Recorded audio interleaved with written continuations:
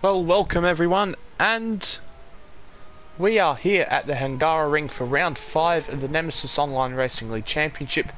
Sorry that I was a little bit slow in getting going live. I didn't get a message that the race was that qualifying was underway, but it looks like, as we now come through the final corner, that it's going to be Danny Bin Lahar as he runs wide actually. That could compromise him, but it looks like it is indeed going to be Danny Bin Lahar who takes pole position here at the Hungaroring for round number 5 of the Nemesis Online Racing League Championship. I'm disappointed that we missed out on the majority of that lap, but here in the clear conditions in Hungary,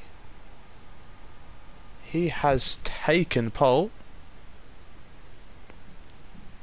And after a disappointing couple of races for Danny Bin Lahar, especially last out at Canada, he'll be looking to bounce back. But he's taken pole position by nearly 3/10 of a second over Anel Tanovic. Third is Testmeister, fourth is Ricardo, fifth is Deathstead, sixth is Galactic Skull, seventh is Seppi, eighth is Nemesis, ninth is Kevin Jacobs, 10th is Tata Rayner, 11th is Doug Yafferman, 12th is Lord Jord, and 13th is Murcielago. And it is very important to point out that Callum J. Spencer is not in attendance this week. I believe he is on holiday. So he is not participating this race, but we are now just waiting for the drivers to load into the grid, onto the grid, I should be saying, as I'm trying to find where am I? Trying to just get the chat up now, make sure I don't have the volume on.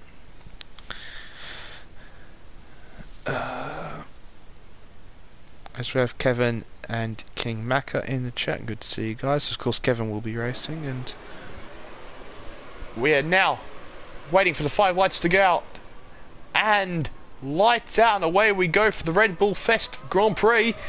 And it looks like Danny Bin Lahar has got the best start. It's going to be so hard to tell who is who. One Red Bull sent it very deep on one Red Bull. There are many Red Bulls everywhere. I can't commentate on this whatsoever, but I think it is Ricardo F1 who has moved up past Deathstead as Deathstead tries to go around the outside and goes onto the gravel there, and that's going to compromise his run through there, and that's going to put Galactic Skull all over the back of him down into turn 4. I think they're going side by side, but you don't have a great camera angle. But Kevin Jacobs, who is also right there behind, as we see, was one of the Red Bulls. Galactic Skull has had a major moment through the chicane and cut the corner, now is running wide absolutely everywhere. But Nemesis in the Renault has moved himself up past Kevin Jacobs and into 7th place, and Kevin on his wheel looks like he is struggling here as he's now under pressure from Tata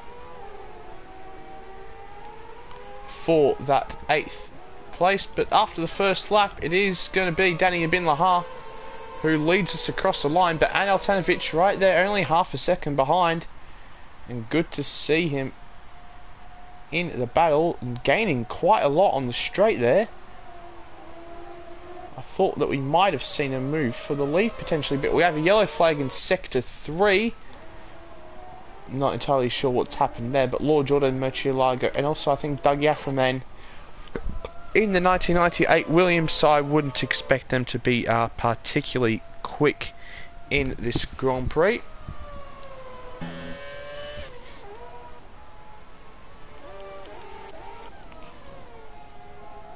But there's certainly some good battling going on with Kevin Jacobs and Tata Rayner. Or Rainier, I don't know, I'll just say Tata.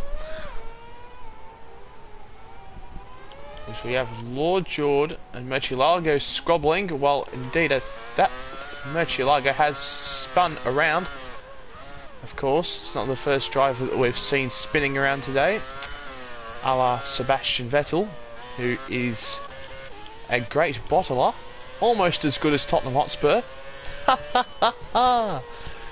But here, more importantly, for the time being, we have Ricardo F1 in the slipstream down the main straight of Testameister. He's gaining on Testameister. He's within dive bomb territory, but the man who is going to inherit the championship lead after tonight, unless there is an absolute disaster that happens, doesn't want to be risking anything in the early stages of this race.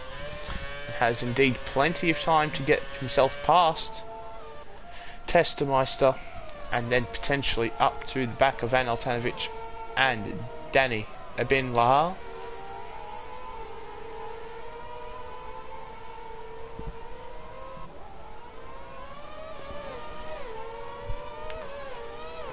Ricardo very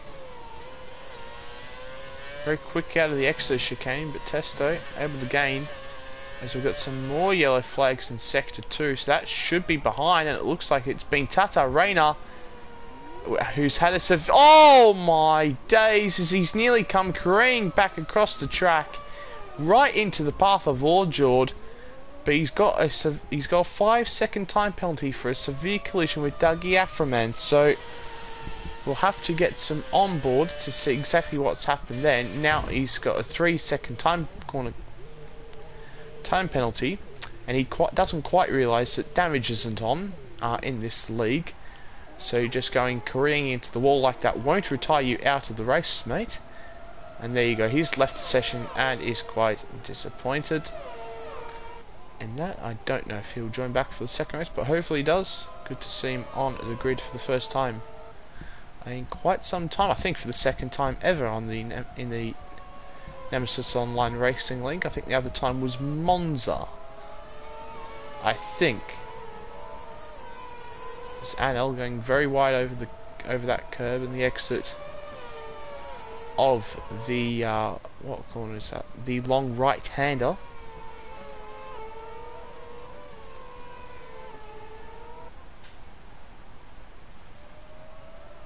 But Anel is certainly keeping the pressure up on Danny Ibn Lahar. The gap has been about half a second all race long.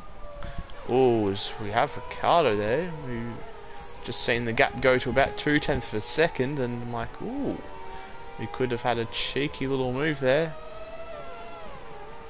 by the Brit. Oh, what a lovely camera angle, but we'll go on board with Ricardo F1 as he is in the slipstream and could be close enough to make a move down here into turn 1 on Testameister. Is he going to try and make the move in the Red Bull? On the Red Bull, no, not quite, but he'll try to get better traction out of the corner, and he does not, losing the rear end, in fact.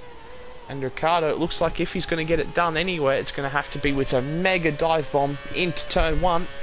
Well, certainly at the time being,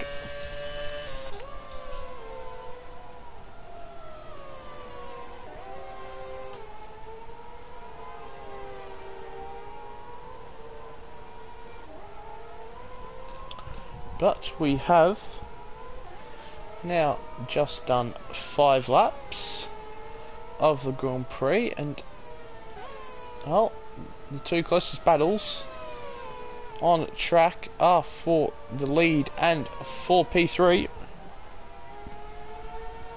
Now we've got our championship leader Callum J Spencer just flexing on us in the chat.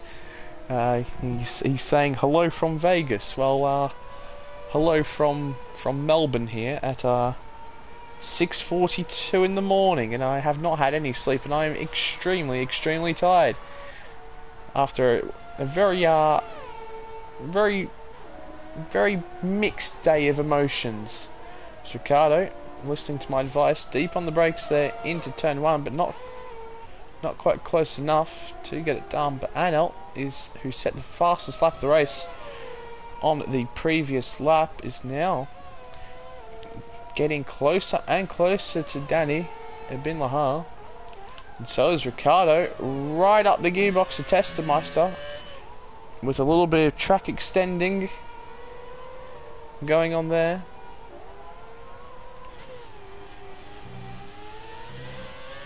but certainly no way past in the middle sector. There is that little right hand at the end of the second sector going into the third, but we have some yellow flags somewhere, and it looks like for Nemesis Racing, who I think at that corner has hit the inside curb and spun around. I certainly did do that. Oh, as Nemesis has gone for another spin, I assume. So there was more yellow flags there, but now Anel is going to look to capitalise on this strong pace he's had. He's hit the back there of Danny, but with no damage on. He is going to be A-OK. Anel looking very, very quick, and there's a disconnected car of Tata there, and that's going to come into play here. Will it get out the way? It's getting in the way of Danny Bin Lahar here. That's going to compromise him through this corner, and it's going to push Anel Tanovic wide through that corner as well. I'm not entirely sure why we don't have the ghosting on of the cars, but whatever, because that has certainly happened to me in a couple of races in the normal season where I've had to dive bomb and I've lost a good like second because of it.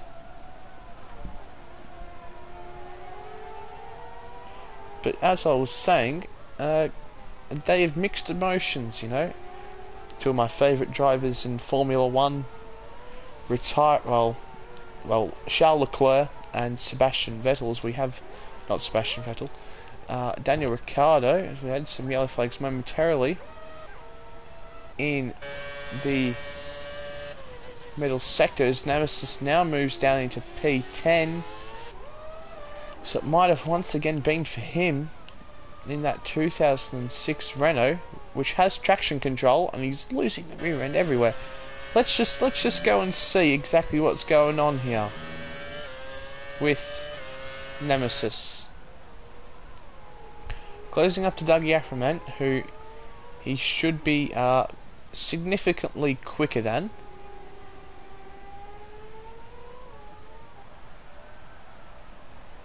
Through the final corner, pushing Dougie Afferman through it, but somehow still running wide, even they're going at a snail's pace. But now Nemesis is going to try and look to go down the outside. Oh no, never mind. Gee whiz, that was some strong and very aggressive defending by Dougie Afferman. Nemesis switched to the inside and then decided to cover off the inside again, but Nemesis trying to make the move down the inside here of turn 2. He'll have the outside line for turn 3, but he's got the move done already there on Dougie Afferman. But very aggressive defending, and almost, I'd say, illegal defending by Dougie Afferman there. Nemesis looked like he was going to try and go around the outside. Did the Danny Rick, I'm going down the inside, and somehow Dougie Afferman switched over to the inside line, defended the inside, and then Nemesis had to go around the outside of Dougie, and he got the move done into turn number 3. Sorry, at the exit of turn 3 into 2. But yeah, mixed day of emotions, that's for sure. Well, certainly in F1 there was no... Oh, so we got some yellow flags here, and it looks like looks like Nemesis has gone for another spin. Oh dearie me. I don't think there's really much else to say at the moment. You're in a 2006 Renault and you're behind two 98 McLarens. I think that is all. Oh, and for crying out loud, he spun it again, coming out the final corner, and I think we might see him retire. Or was he got in the way of the leaders there? Nearly got in the way of the leaders. Thankfully, he's seen them coming, as Danny Bin Lahar has extended his margin on that previous lap to Anel. Oh, and Danny's got a 5-second stop-go penalty for ignoring a yellow flag. But what a ridiculous What a ridiculous penalty system, but that penalty will be removed, so wherever we see Danny in the classification at the end of the race, he will be well, who knows where he could be. He will have that penalty removed anyway, so where he crosses, which position he crosses the line in, he will keep that position. And then we have Nemesis retiring from the Grand Prix after a horrendous race that he's had, where he's spun around and caused yellow flags countless times, and now I think I might be seeing a lot less yellow flags in the... Oh, and Testemeister's lost the car there on the exit curb in the final sector, and now Ricciardo is finally got himself past and up into P3. He'd been behind Testemeister the whole entire race and finally got the move done, but down the main straight, can Testemeister manage to do anything about it to make up for his mistake? No, not quite. He is not quite close enough, but who knows, with a good exit he could be in with a shot to make a move down into turn 2, but no, it doesn't look like it, and Ricciardo has fully cemented that third place. And a strong points finish here will be very good for his championship and the battle that he is having in it with Callum J. Spencer.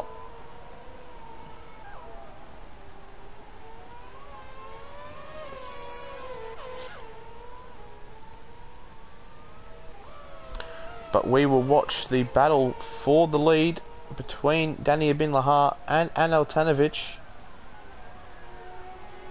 And this is the thing, I'm so used to saying the power of the Ferrari engine, but thankfully this race I'm not actually having to say it, and with these guys having both the same engine, it's going to have to be a mega move or a mistake from one of these drivers to get past. And as I say that, Anel Tanovic is in the slipstream heading down into turn 1 and is closing, but he is not going to be close enough to make a move on the brakes down into turn 1. But as you can see, Testemeister dropping back from Ricciardo F1.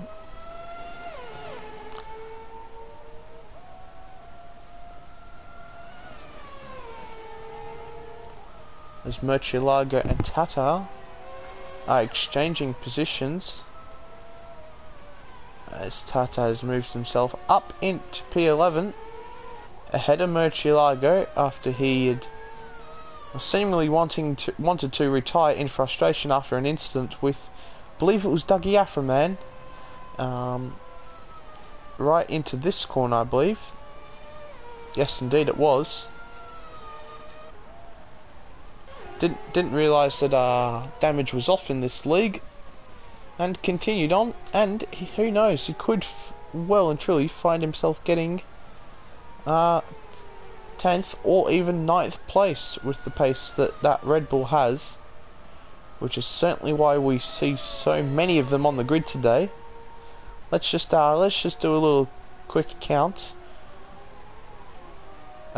in a minute of how many Red Bulls there are on the grid today. Right, so we have 1, 2, 3, 4, 5, 6, 7, 8, 9. We literally have 9 Red Bulls on the grid today. And the only driver who is using a 2000s car is that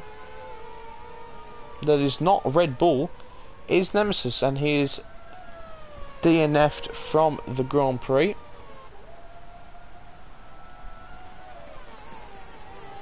But as things are starting to settle down a little bit, but Anel certainly will be still here for the remainder of this race. It's just whether or not he can get a good enough exit, or perhaps Danny make a mistake. That's the only way he's going to get himself past, as these two are so even on pace. And that's why we have not even seen the gap balloon out to above a second has been within and around about half a second the whole entire race. But yeah, as I was saying, certainly some mixed emotions today. Daniel Ricciardo retiring, and then Charles Leclerc, who's been one of my favourite drivers, certainly since he's come through F2, comfortably and dominantly leading the race, the Bahrain Grand Prix, who pulled off a stunning overtake around the outside of Sebastian Vettel to move up into the lead of the race. Was Anel's cut the corner there? I don't even know if he got a warning for that. But let's see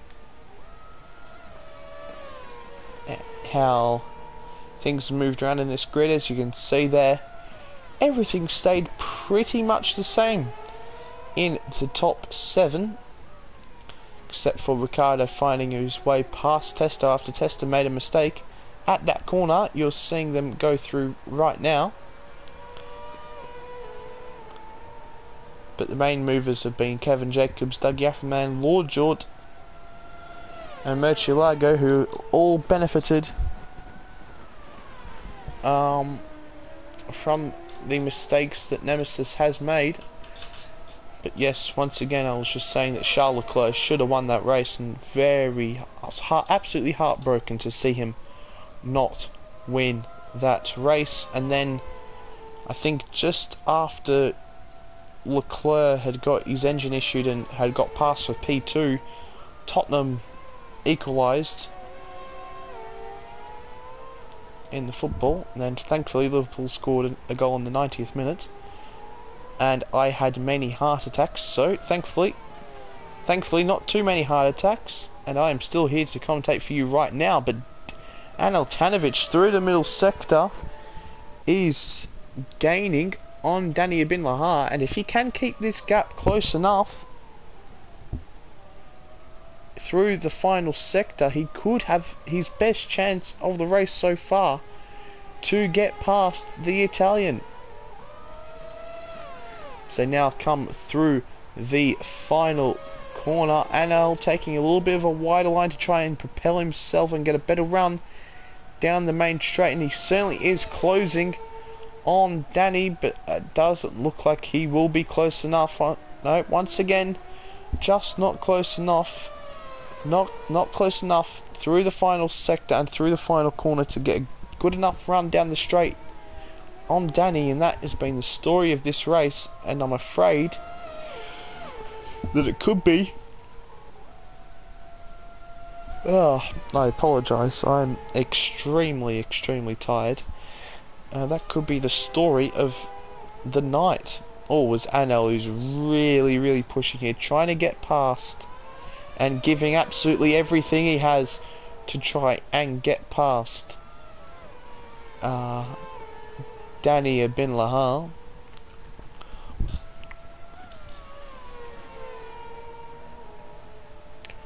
Both drivers pushing very hard here, but this is where Anel needs to stay close to Danny if he wants to have any chance of getting past him down the main straight through the second to last corner.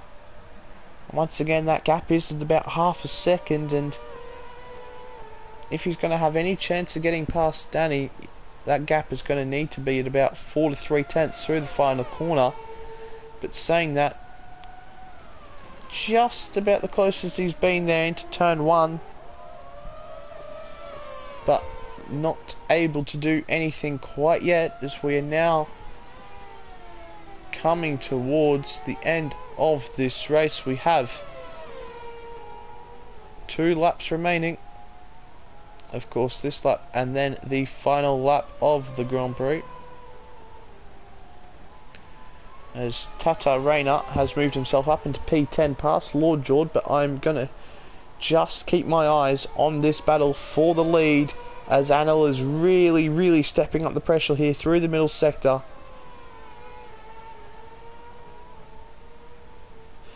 And soon to be coming through the fast right-hander, which Anel needs to be nailing if he wants to stay as close as he can to Danny.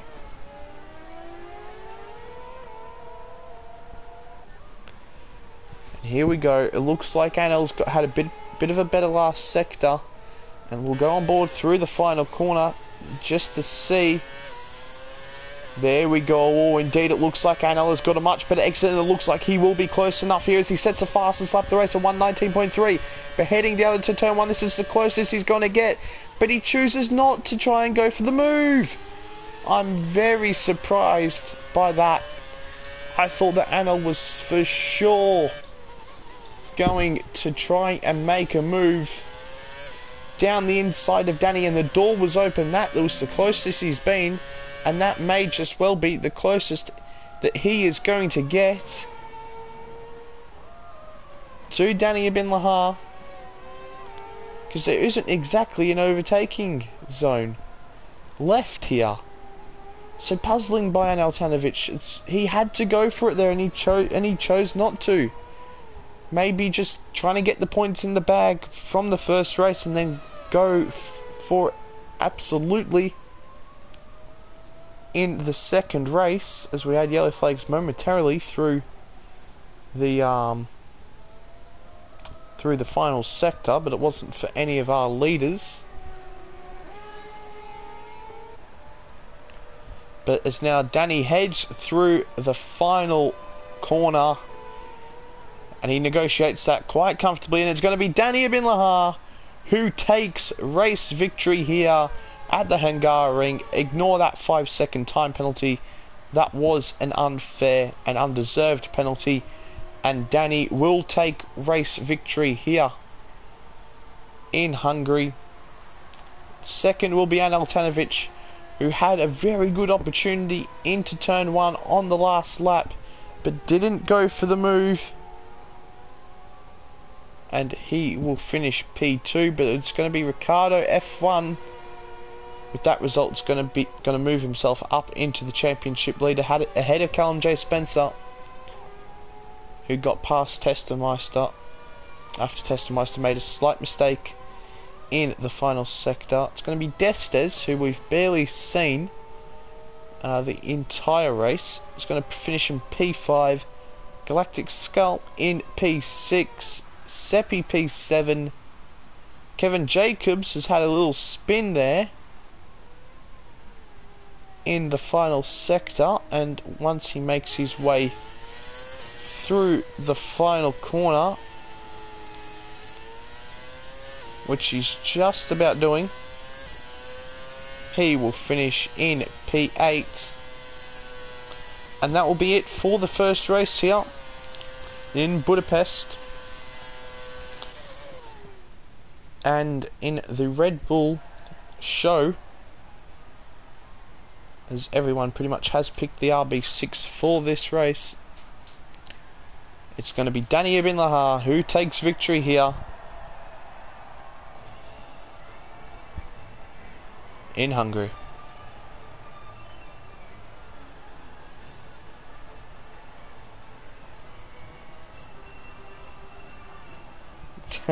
As Kevin Jacobs in the chat looks like he's going to be happy that race on the wheel is over, saying that he broke into a sweat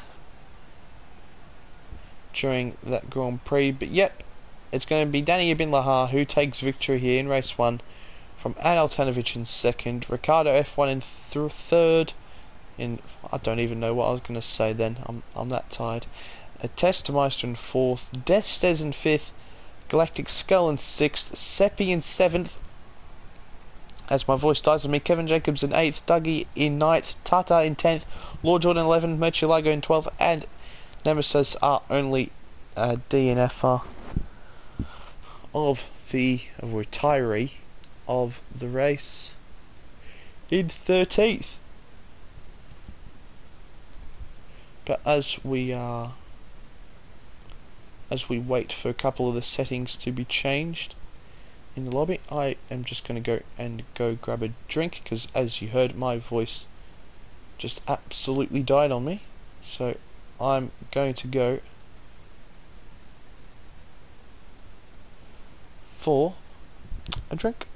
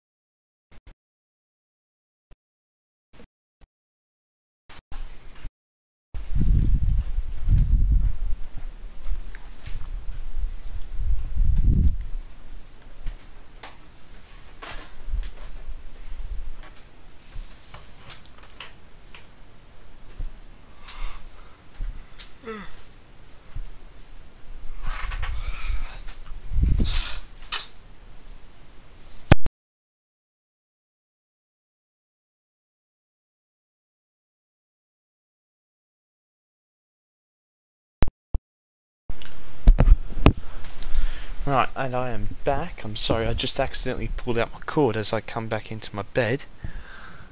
So I had to go and make sure that my mic had reconnected properly. Oh dear. But I'm just going to try and save my voice as much as I possibly can here.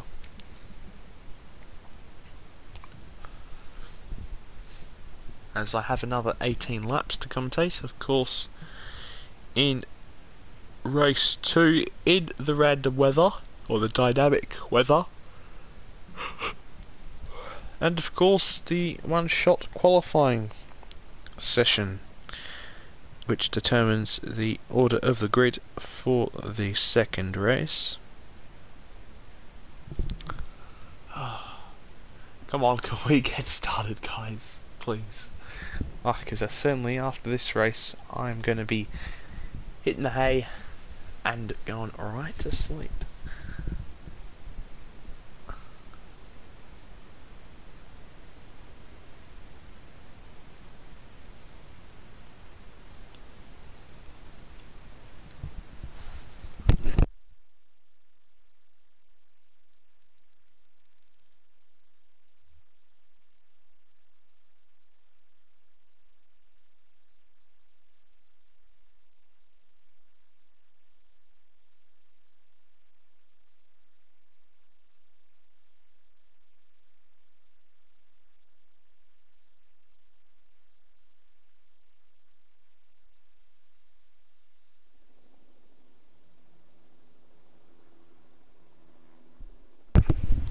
As it looks like we have just some overcast or slightly cloudy conditions for the second qualifying session here, and of course it was Daniel Bin Lahar who took pole in the first qualifying session ahead of Anel Tanovic, so let's see if the Italian can replicate that. And I'm sure after being stuck behind Daniel Bin Lahar for the whole of the first race, Anel Tanovic will be looking to get himself ahead here at the start in qualifying, well, for the start of the race, by taking pole. So I'm sure Anna will be extremely determined.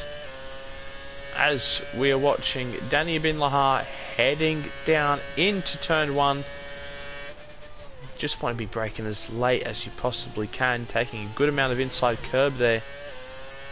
Is Danny. I'm not entirely sure why the car is ghosted on my screen, but it looks like it is for everyone.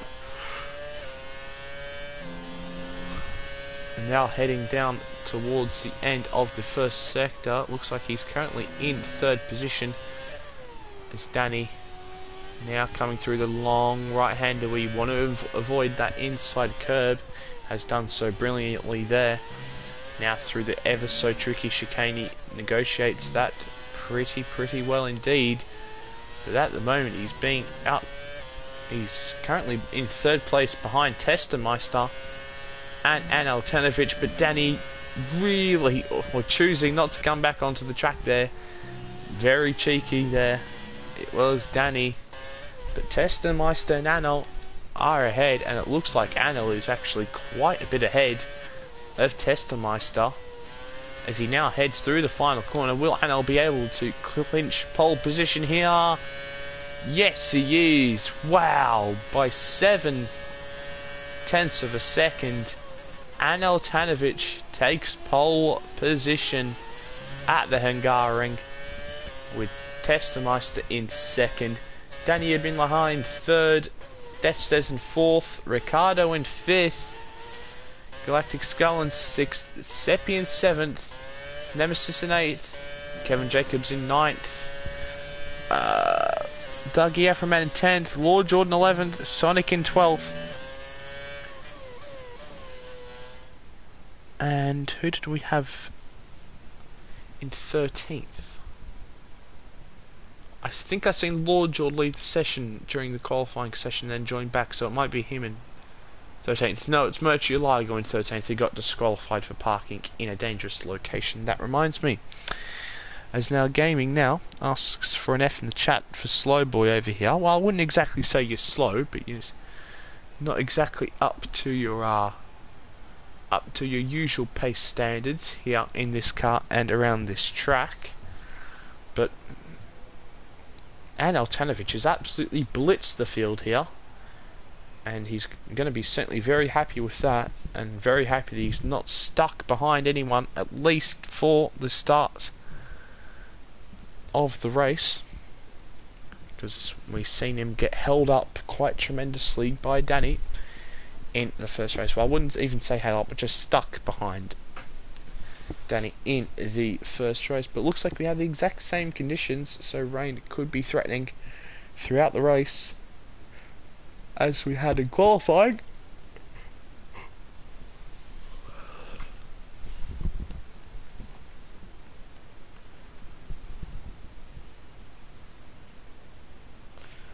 So now we're waiting for Kevin. Kevin, stop reading the chat and ready up, please. There we go. I'm merely joking, mate. As now, 1 light, 2 lights, 3 lights, 4 lights, 5 lights, and lights out, and away we go. And it looks like it's been a very good start there for Altanovic, and somehow Dougie Aframan has ended up backwards on the start-finish straight. But Danny Bilhar trying to go around the outside there of Altanovic. Looked like he tried to close the door on the inside line, but didn't quite realise that Testameister was there on the inside. And it's Ricardo F1 once again behind Testameister, as there are many leaves being thrown up there. And there we go, everyone being very aggressive on the curbs here at the Hungaroring, something which they have struggled with in real life and had to adjust the curbs many times to fix that sort of issue. As we have a brilliant camera shot through that corner of the cars, pummeling over the inside and then outside curbs through the fast chicane in the middle sector. But Altanovic certainly going to be very happy.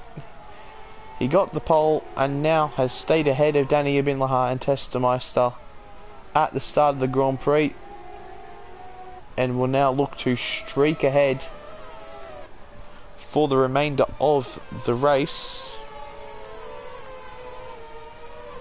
as he has an 0.8 of a second margin after the opening lap here, as Murcielago trying to go down the inside of Kevin Jacobs there, but just the amount of downforce that Red Bull has, able to go clean around the outside of the final corner. But Ricardo F1 making a move down the inside of Testameister. Is he going to be able to make the move stick? No, Testameister's still there on the inside, but now Ricardo will have the inside line for turn 4, and he looks like he's going to get the move done.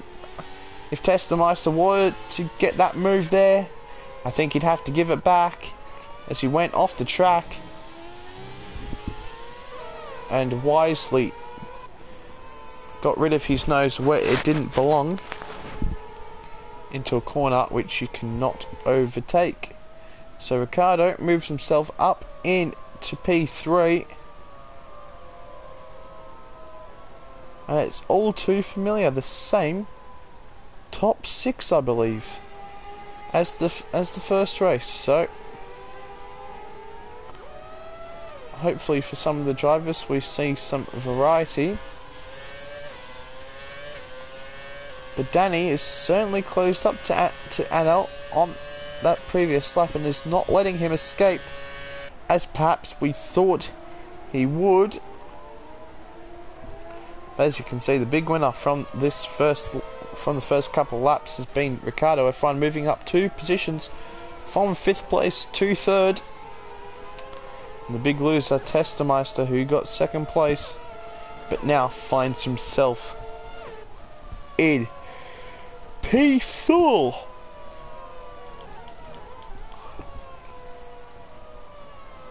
Oh, and who was that? That was Sonic, being very aggressive on the inside curbing there of turn 4, and certainly both Red Bulls through that chicane being quick. But I'm sorry, I'm going to have to use more of the onboard cameras, as the camera angles are just not showing me the action that we all deserve to be seeing.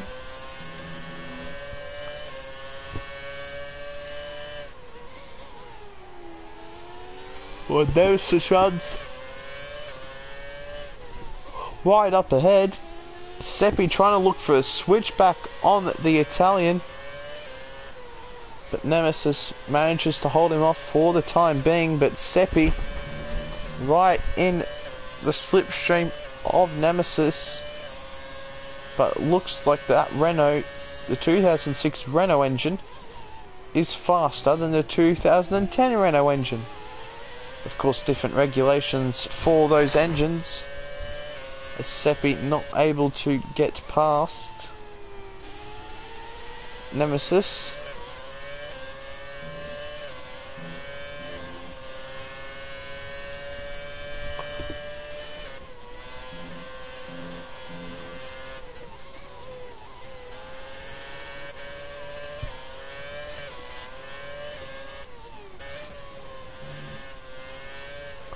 So we have Death, and so we have our Galactic Skull here, sorry, running in P6, running a good solid race so far. But I was also going to say that Death says doing a good job, 5th place. But now what has happened to someone in the middle sector? Lord George's gone for a spin in the middle sector.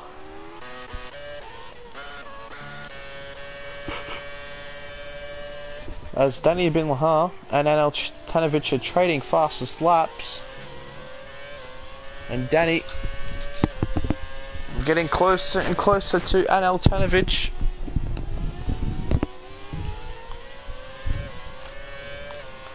Not quite close enough yet to try and make a move.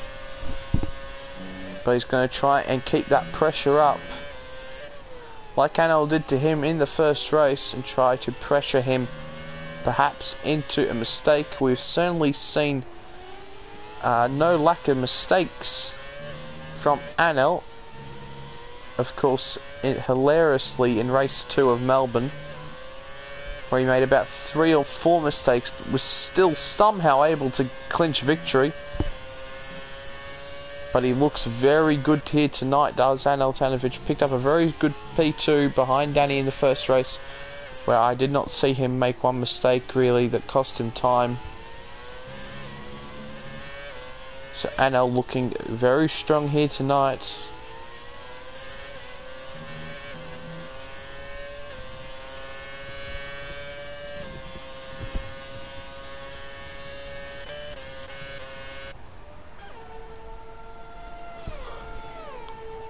Galactic Skull now. It's closing in ever so slightly on Death's Stead, as we have some yellow flags in Sector 2. So that must be for... that's probably for Lord George.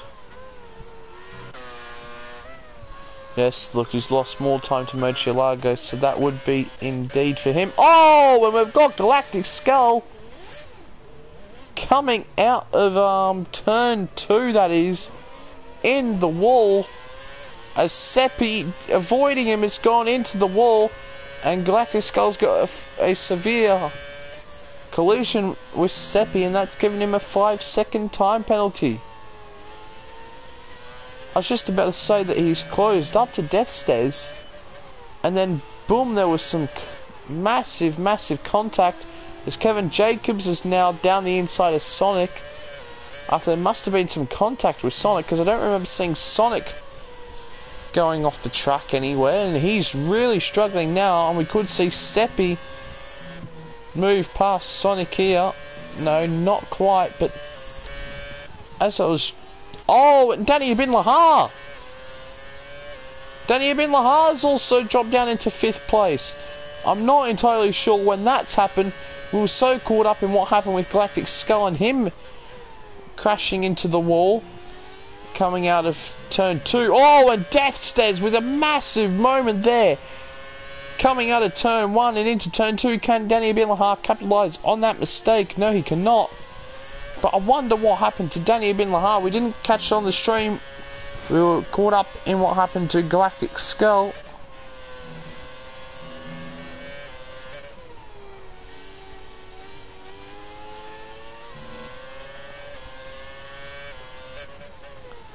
Oh, it looks like on Yes, indeed. Just as I was watching Galactic Skull,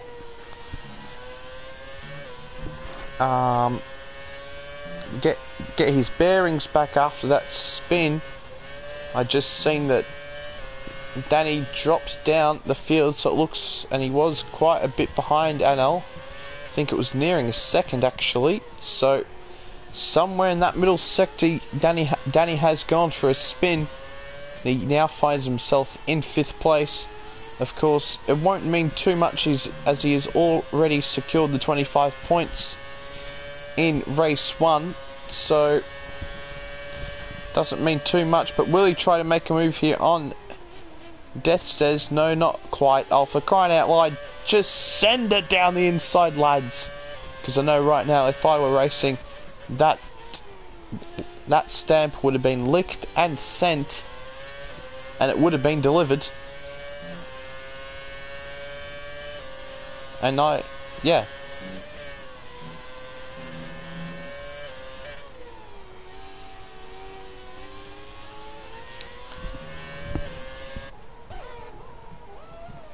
Oh, and we have Testameister going off through the exit of the chicane. Just looks like he clattered the curb a bit too much there and ended up collecting some gravel. I was just about to say, benefiting from Danny's mistake. Somewhere in the middle sectors, Jesus Lord, that was Danny in the background, going very wide through that quick right-hander and almost into the wall. Seen a lot of track extending by some drivers today.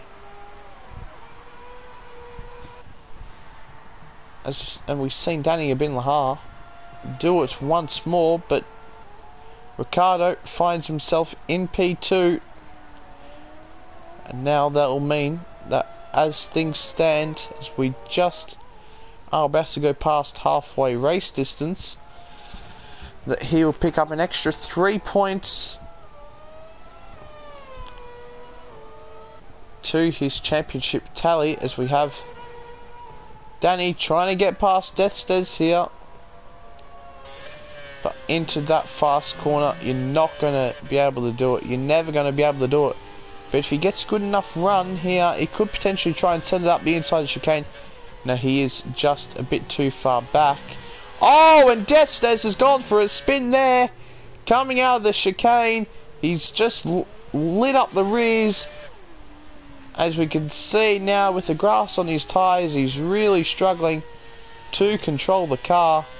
But he just lit up the rears coming out of the chicane and went spinning around. And that has gifted Danny Ibn Lahar that 4th place back.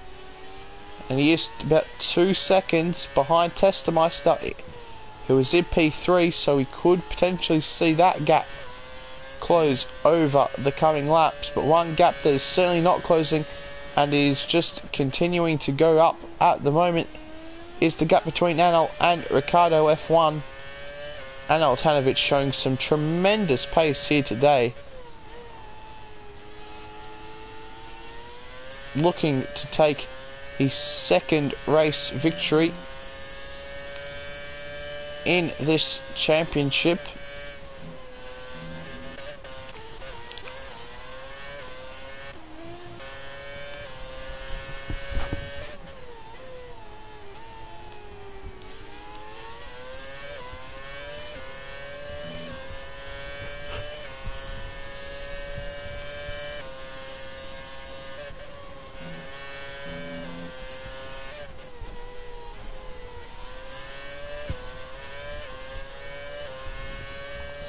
But Sonic has now just got a 3-second time penalty. Oh, this Galactic Skull nearly losing the car. Coming out of the chicane just like we've seen Deathstead do on the previous lap. Sonic has a 3-second time penalty, who is behind, as he's behind Steppy. And we've just seen him going very wide and making no real effort to come back on the track. And isn't it hilarious? As soon as I say that one gap that is certainly not coming down and is being extended is the gap between Ricardo F1 and Anel Tanovic, That's almost, you know, spurred Ricciardo on, and he's closed the gap by about half a second on the previous lap. It's now 6.5. I don't think that he quite has the pace to take a race victory or anything from Anel at this stage, but good to see him upping his pace.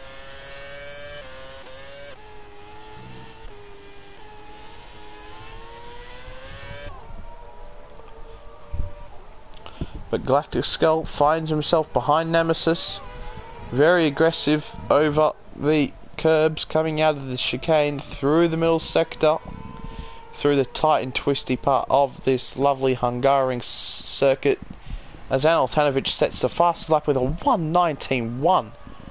That is a very, very quick lap time by the Bosnian, and he'll just be looking to extend his margin to Ricciardo in case of a mistake.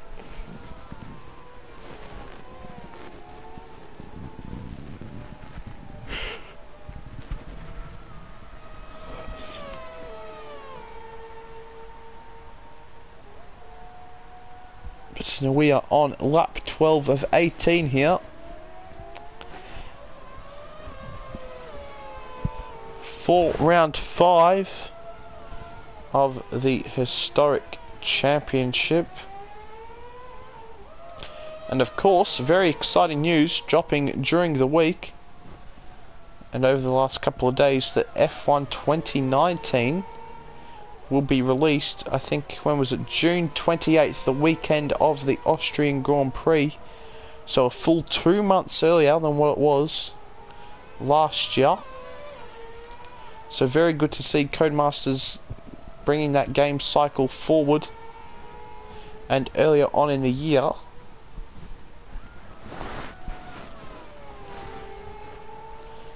you know, that we will have, you know, a new game before the season. Well, even before the summer break, because by the time we get our hands on an F1 game, it kind of just feels irrelevant. But now we have Danny Ibn Lahar really catching up to Testemeister in the previous lap. The gap, as I mentioned last time I spoke about these two, the gap was about 2 seconds, but Danny is looking mega quick at the time.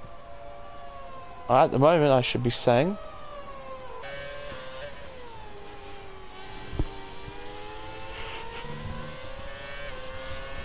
But yeah, some really exciting things looking like they're coming to F1 2019. Of course, it looks like, well, I think it's pretty much confirmed that F2 cars are going to be on the game. It'll be interesting to see to what extent, you know, whether they've got the full licensing for all the cars, all the drivers, and that they're going to add that to career mode. Of course, that will be confirmed in the coming weeks and months leading up to the game. But exciting times indeed, as Anel Tanovic now is just absolutely flying at the head of the field, dropping into the, I think that was into the 118s.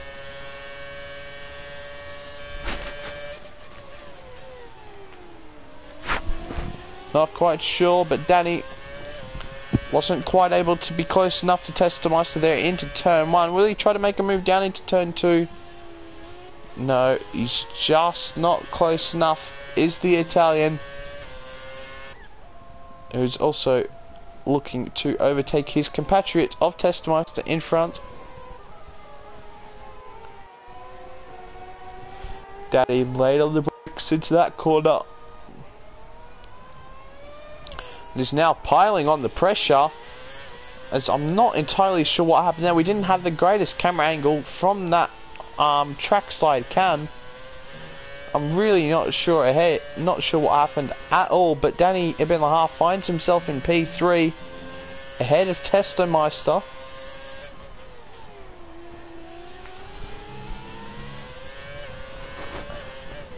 Danny, after his mistake, and Anel Tanovic is just flying at the front, an 18.6 here in the race. He is absolutely flying, and now finds himself nearly 11 seconds ahead of Ricardo F1. He is flying here during this race.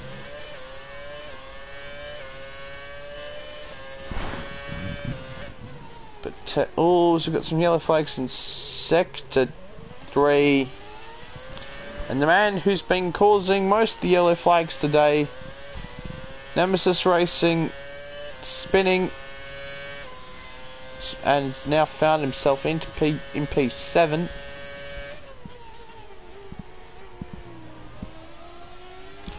So we've got some yellow flags in sector 3 once again.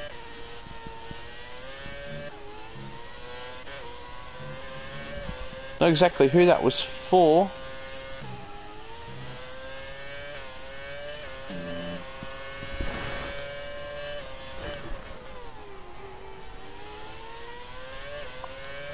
But interestingly, Anel's fastest lap in the race would be enough to get pole by 0.3 of a second at the moment. So it just shows you how much an advantage Anel Tanovic has over the field here today.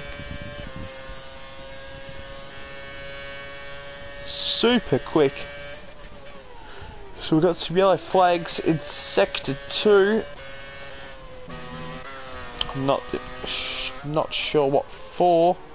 So we have Lord George trying to go past Murcielago, but Murcielago seems to be lagging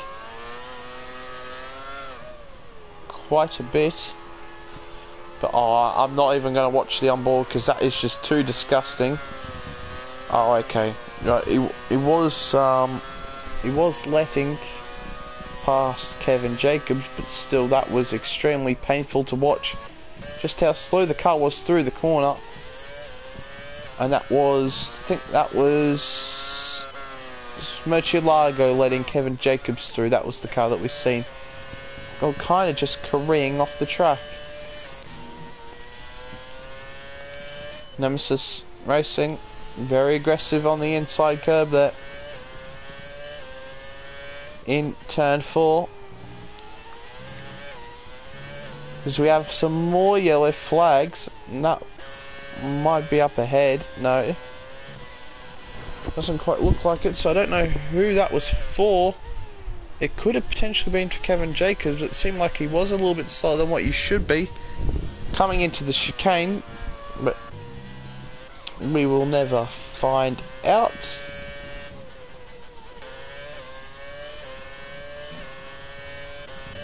What's going on with Anel Tanovic? The gap is now about 8 seconds.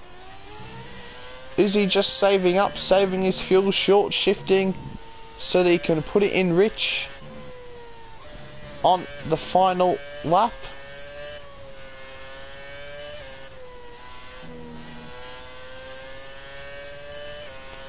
We can't quite see, but there we go. Anel lifting off massively coming into the corners. I think Anel has burned up too much of his fuel, and on the penultimate lap is doing some massive fuel saving. Well, the best way to be saving fuel is by short shifting, and that's not what Anel Tanovic is doing, but we're gonna just watch, yeah, lifting and coasting massively, going into the braking zones of the corners and short shifting momentarily. There is Anel just pumping the throttle on through that corner, and now the gap is only 4 seconds.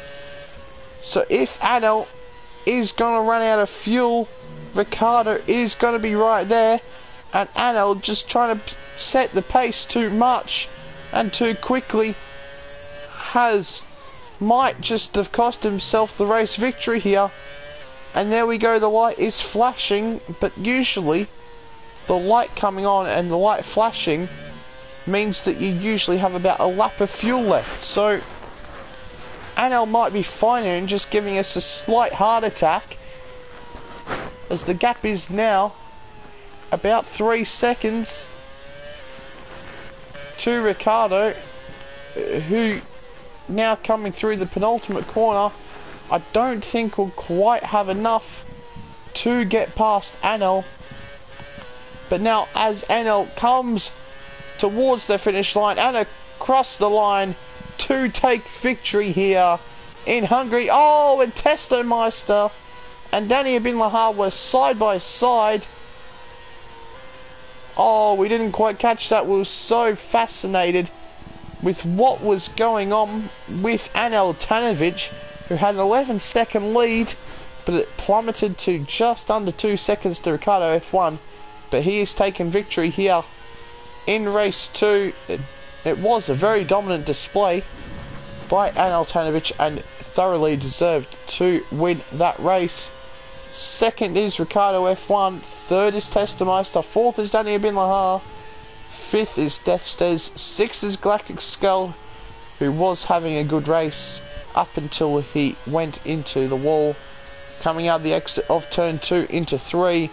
Seventh is Nemesis, Seppi finishes in 8th place, Sonic finishes in 9th place, Kevin Jacobs finishes in 10th, Dougie Afferman finishes in 11th, Murcielago finishes in 12th.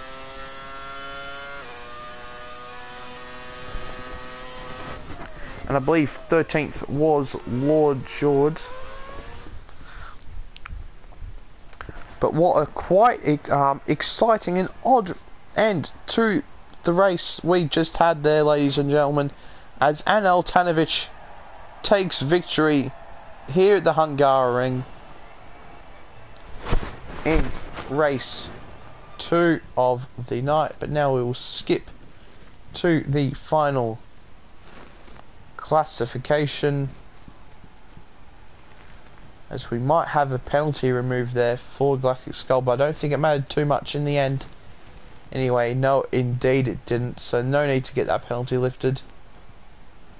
That has been, once again, another great night of racing here in the Nemesis Online Racing League for round 5 of the championship here today.